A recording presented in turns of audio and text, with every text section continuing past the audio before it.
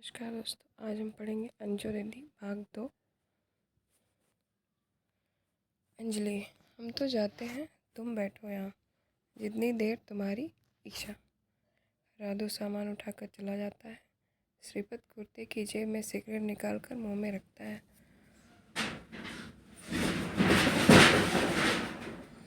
परंतु दिया सलाई कदाचित उसके पास नहीं। पुनः जेब टटोलता है।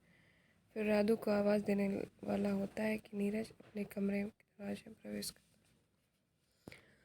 नीरज 10-11 वर्ष का बच्चा है। नीली बुशर्ट और श्वेत नेकर पहने, सुंदर, सुकुमार और सुसंस्कृत सूरत तो मुखाकृति उसकी गंभीर है। बाल सुलभ चंचलता का वहाँ सर्वया अभाव है। उसकी चाल उस बछड़े की सी है जिसके लगाम के साथ समझौता कर लिया हो। नीरज, मामा जी नमस्ते। श्रीपत, हनुमान जी साहब नमस्ते नमस्ते। कहो नीरव बेटे। नीरज, ही हो ना तुम? नीरज, जी मामा जी। श्रीपत उसे अपनी बाहों में अपने मामा जी के लिए दिया सिलाई के डिबिया तो लाओ बेटा। नीरज, अभी लाया मामा जी। श्रीपत उसे उतार दिया देता है। वह दिया सिलाई की डिबिया लेने भाग जाता है। श्रीपत फिर कुर्सी पर बैठ टांगे मेज पर रख लेता है, जिसे अपनी राधु साफ करके गया है, और कुर्सी पर झूलता हुआ गुनगुनाता है। लठ उसकी सुलझा जा रे बालम, माथे की बिंदिया बिसर गई है मोरी, लगा जा रे बालम। लठ उसकी सुलझा जा रे बालम। नीरज दिया सिलाई की डिबिया लेकर आता है। कुछ क्षण खड़ा गाना सुनता है, फिर आगे बढ़ता है। नीरज, लीजिए मामा जी। श्रीपत, लाओ बेटे। नीरज दिया सिलाई देकर आदर से एक और खड़ा हो जाता है। श्रीपत वैसे ही टांगे दिया सिलाई जलाकर सिगरेट सुलगाता है और बड़े आराम से कश खींचता है। नीरज पूर्ववत आदर से, मामा जी मेज पर टांगे नहीं रखा करते। सहसा श्रीपत की टांगे नीचे आ जाती हैं। फिर वह तनिक चौंक कर नीरज की ओर देखता है और अनायास ठाका मारता है। श्रीपत फिर टांगे उसी प्रकार मेज पर रखते। किसने कहा तुमसे? नीरज, मम्मी ने कहा है मामा जी। श्रीपत, वे तुम्हारे लिए कहती होंगी, तुम अभी बच्चे हो ना।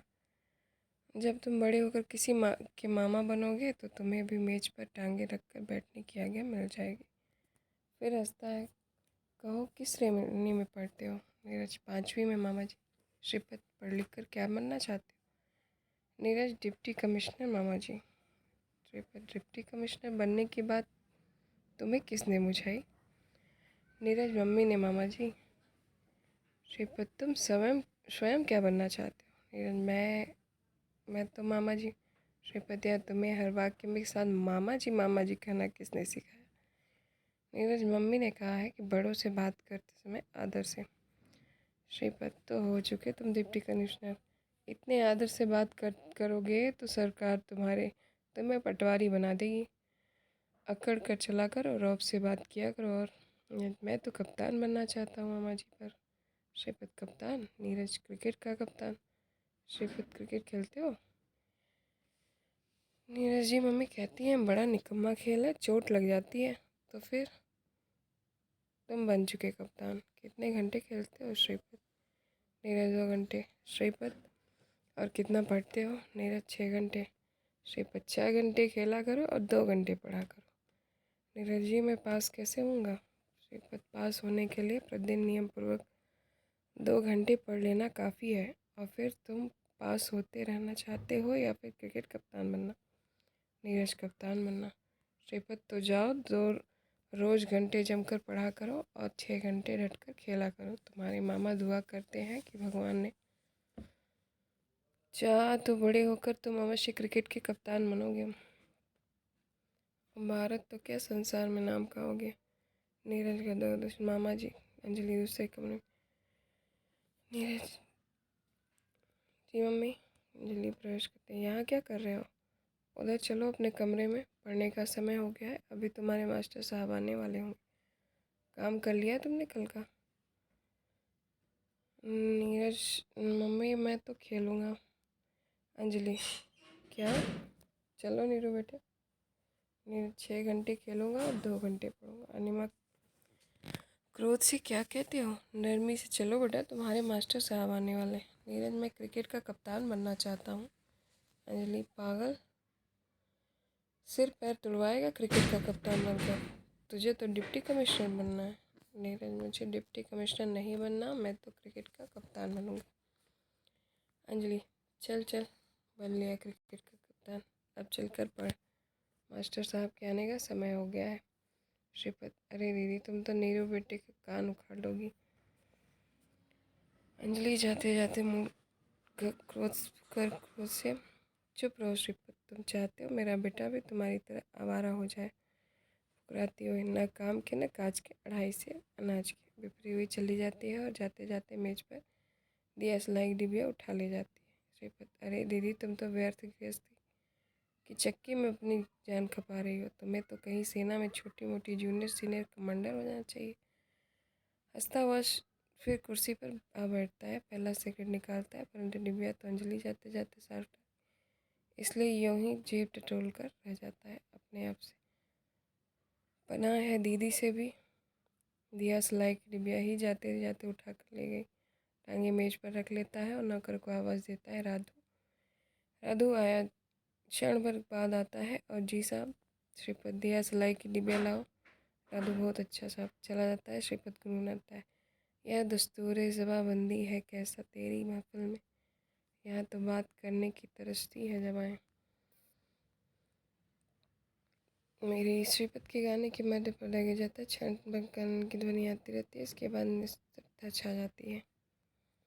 कुछ क्षण बाद पर्दा उठता है, श्रीपत डाइनिंग टेबल पर जूतों समेत सोया हुआ है, मेज की चादर गोला सा बनी, उसके सिर पर तकिया बनी हुई है। मेज क्योंकि इतनी लंबी नहीं कि टांगे पसार कर लेट सके, इसलिए उसकी टांग दूसरे घुटने पर है, परंतु दोनों टांगे एक और झुकी नहीं पर पृथक हुआ जाती है।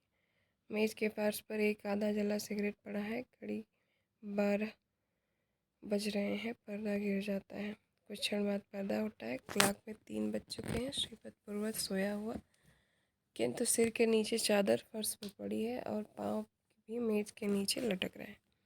ड्राइंग रूम से अंजलि और वकील साहब की बातें करने की आवाज़ आती है। अंजलि, आइए अब दिखाओ श्रीपत को। डाइनिंग टेबल पर सोया हुआ है वकील साहब।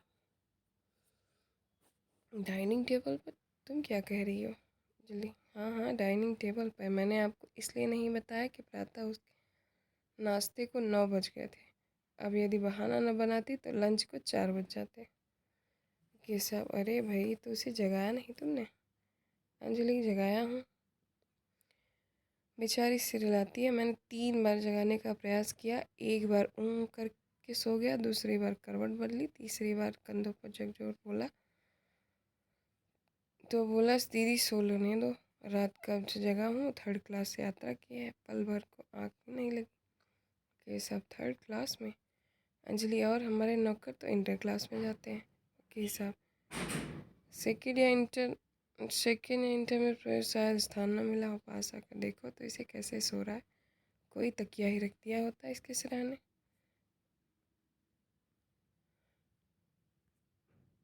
अंजलि, बिस्तर खोला था कि बिछाऊं, देखती हूँ न चादर है न तकिया, और वह अचकन और पैजामा जिसका जिक्र बड़े तक में तराक से हो रहा था गायब है। वकील साहब लेटे हुए श्रीपत और स्नेह दया भरी दृष्टि से देखते हुए, पर अपने तकिया तो थे। अंजलि, रखती कैसे? मेज की चादर रखी हुई थी, तकिया बनाकर सिरहाने किया, शायद करवट लेते समय गिर गई, ये देखिए पड़ी है।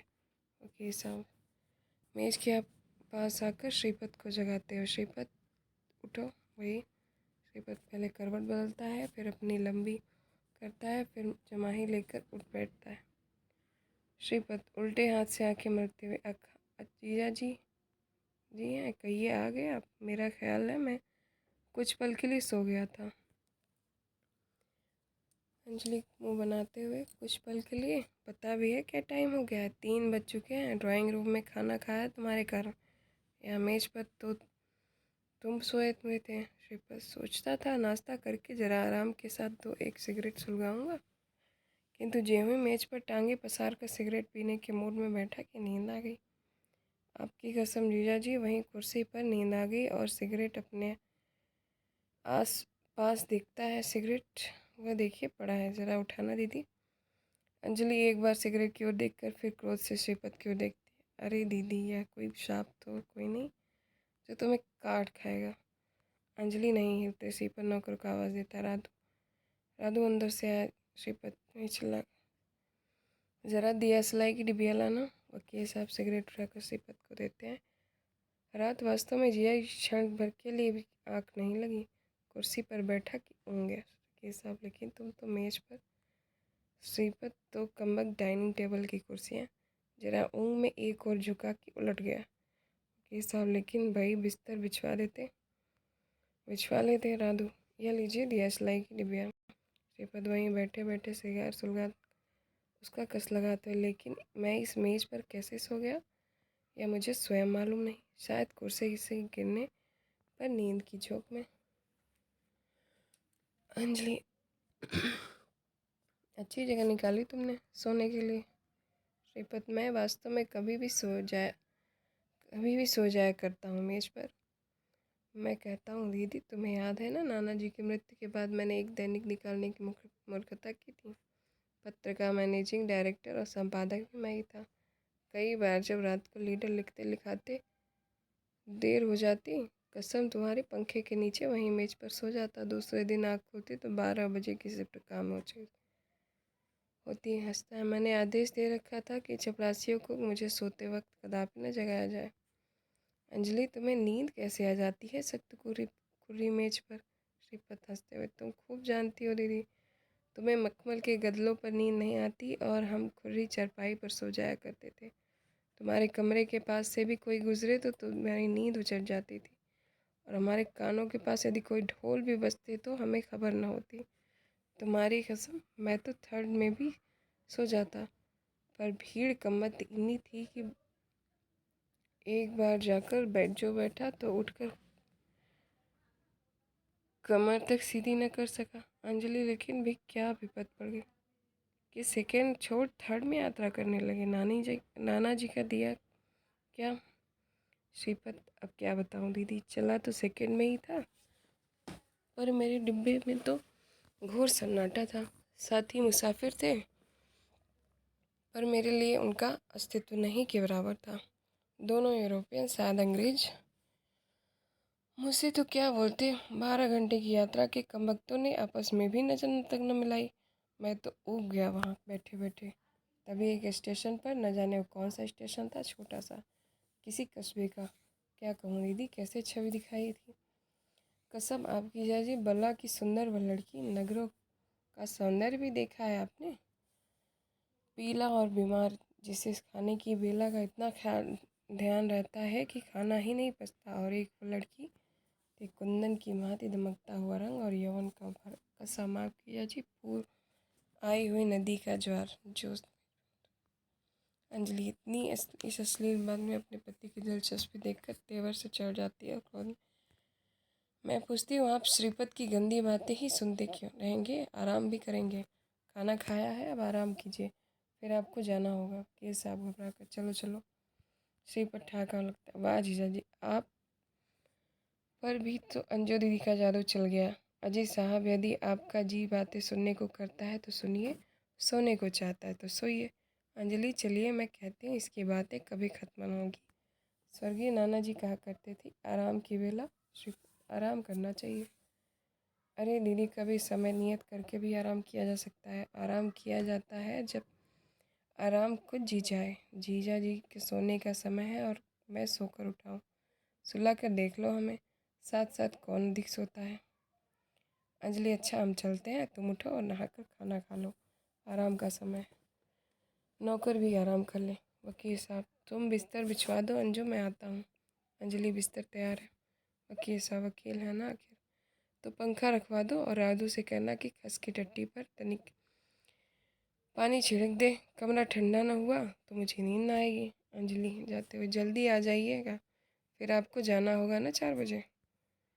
श्रीपत बढ़कर वकील साहब के कंधे पर थपथपाते, मैं कहता हूँ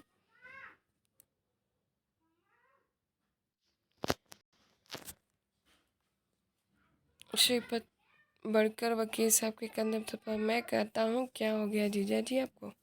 कसम आपकी अब तो बिल्कुल बदल गए। क्या तिलांजलि दे दी जीवन के रसरग को आपने? वकील साहब दे निश्वास भरते हुए वही झटक कर, अरे भाई समझौता करना ही पड़ता है जीवन में। सिर्फ समझौता ही किया है ना आपने? शरारत से आँख दबाते हुए हंसता है, समझौता अवश्य करना चाहिए। तो फिर दिलकशा में के वचन का क्या रहा? एक सांझ तो गुजारी जाए वहाँ, आज मेरे चंद मित्र आ रहे हैं वहाँ शाम को। वकील सब, नहीं भाई मैंने तो श्रीपत, अरे जज आप मुझसे न जड़ उड़िए। फौजदारी के वकील और पारसाई साहब, मुझसे समझौता नहीं हो सकता। इतने वर्षों के बाद भेंट हुई है आपसे। वकील साहब, लेकिन भाई अंजू, उसे आप समझाइए, निकालिए कोई तरकीब। वकील साहब समीप होकर बेहद बड़े स्वर में, लेकिन भाई उस लड़की का क्या हुआ? श्रीपत, उस लड़की का? वकील साहब, हाँ भाई, जो तुम्हें किसी स्टेशन पर मिली थी और जिससे तुम्हारे थर्ड डिब्बे में। श्रीपत हंसकर, अरे जीजा जी बस, तो जब मैंने उसे देखा अपना डिब्बा छोड़कर उस डिब्बे में जा सवार हुआ। अंजलि चादर मेज पर बिछा, आप अभी तक यही बातें कर रहे हैं? मैं कहती हूँ चलकर कुछ आराम कर लीजिए, फिर आपको जाना है। और वकील साहब, अरे भाई चलो चलो चलो, उसके पीछे चलते हुए चलो।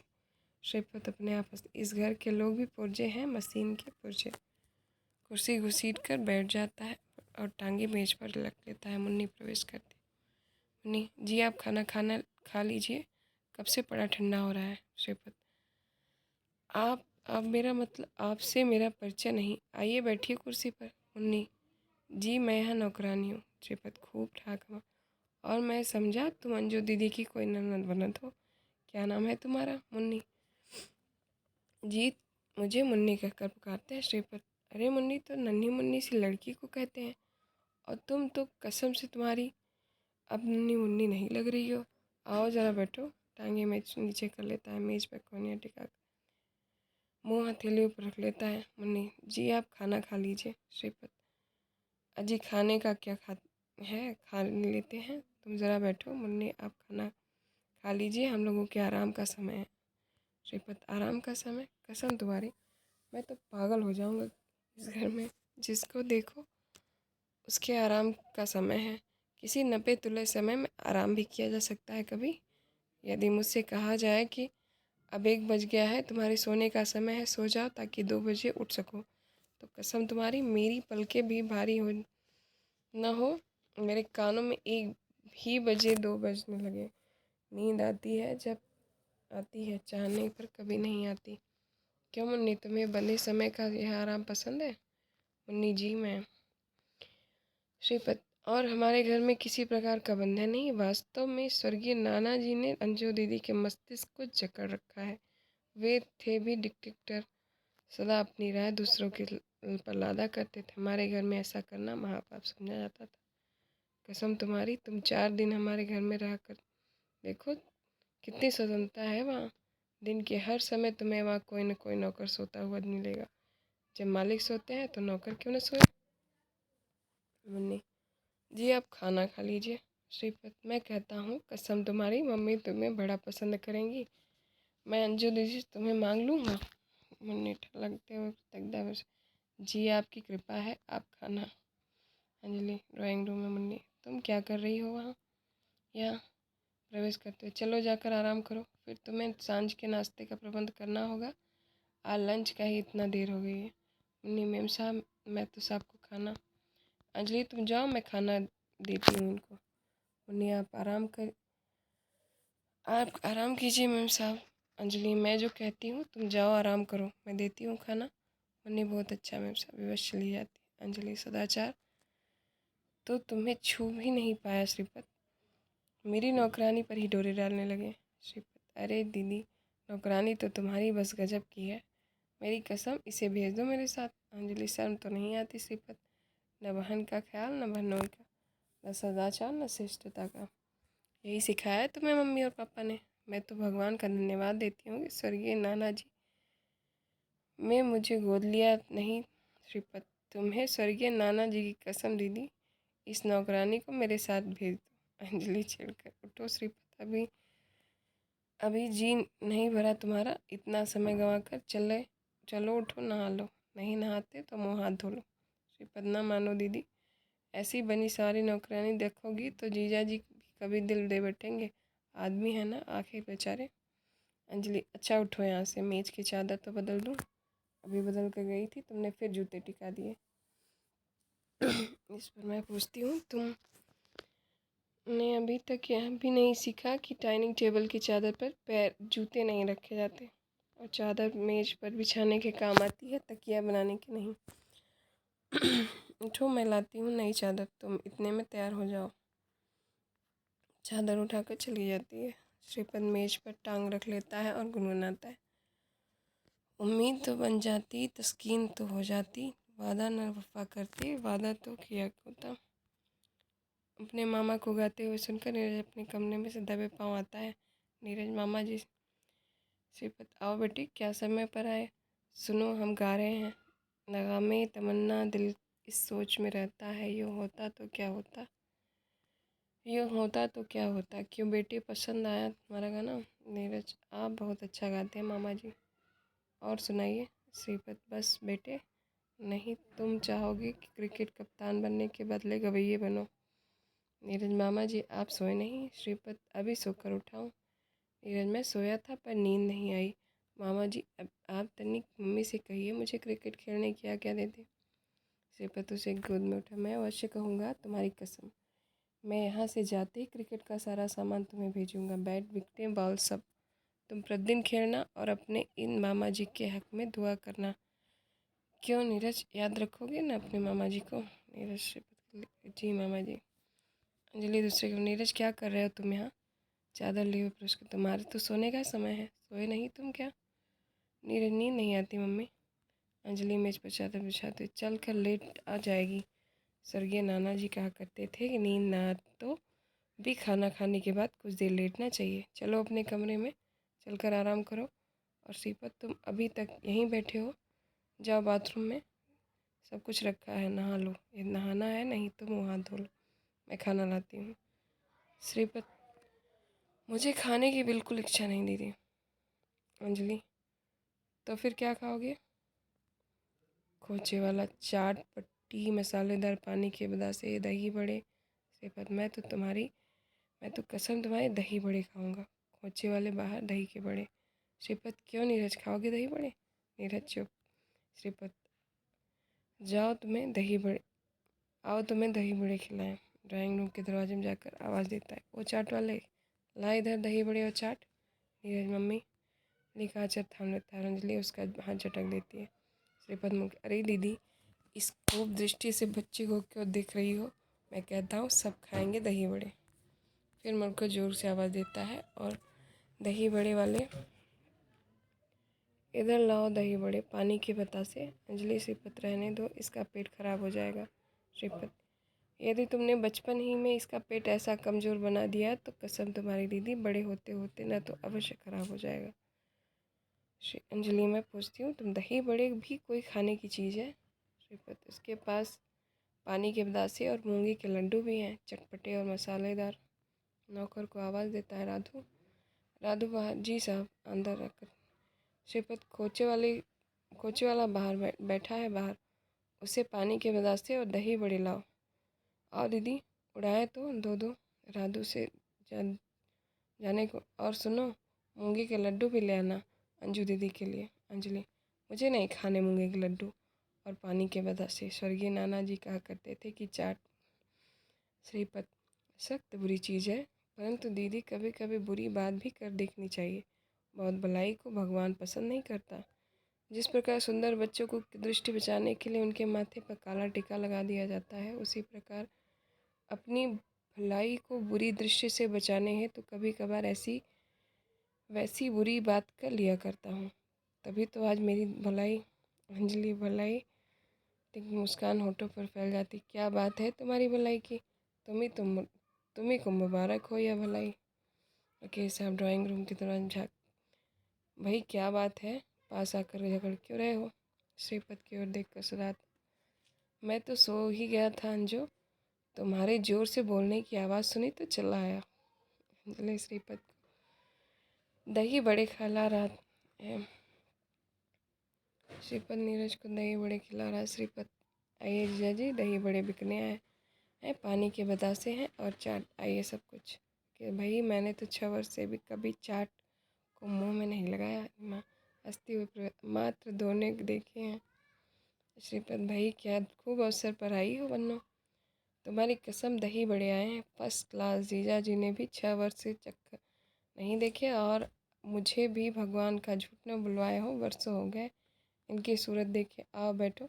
राधु को आज देता है। राधु, अब ले भैया दही बड़े। अनिमा, मैं नहीं खाती दही बड़े, फुल्की वाला, फुल्की मलाई बका बर्फ। श्रीपत, लो फुल्की खाओ। तुम्हारी कसम, फुल्की हो फिर ऊपर से मलाई वाली हो, और क्या चाहिए? जोर से राधु को। और राधु, बैठाइए फुल्की वाले को। किसी ने कहा भिन्नता जीवन के लिए रस का काम देती है। तो आओ, जो चाहे फुल्की खाए, चाहे दही बड़े, जो चाहे पानी के बतासे और चाट। सहसा वकील साहब आकर मुड़कर, कहिए जीजा जी क्या खाएंगे, रुकिए नहीं। हाँ हाँ कह दीजिए। राधु एक बड़े थाल में सभी चीज़ों को प्लेट में रखकर ले आता है। श्रीपत उससे लेकर रखता है। वकील साहब प्रकटता से, मैं पानी के बतासे ही ले लूँगा।